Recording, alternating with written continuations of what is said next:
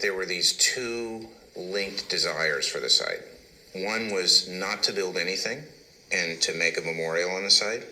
And the second was to restore some sense of pride, to bring back the ambition that built the towers and to return some statement on the skyline.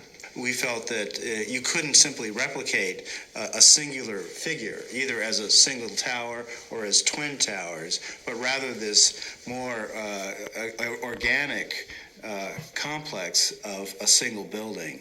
We decided that we would try to make a kind of curtain on the site with a protected zone of the memorial and then a ring of towers. We certainly are giving the designer of the memorial every opportunity to exploit to the fullest of his or her potential, what one could actually do there. We should make people look up. The best method of remembrance was to direct someone up to the sky and to remember the people that lived and worked at this great height and to really get people looking into the sky.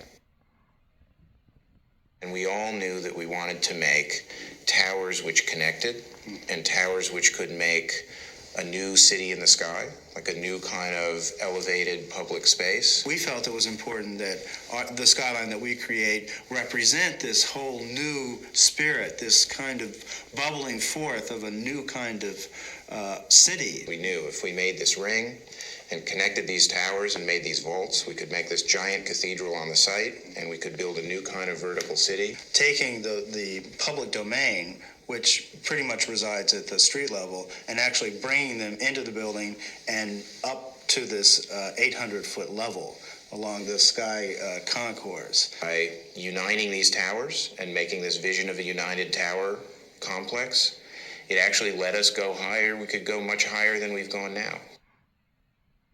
Even though to the east and the west, it's essentially the financial district to the north and south, it is and will be a residential district. It seemed to us that the whole exercise here was to reintegrate it into the city. We decided early on that we wanted to make,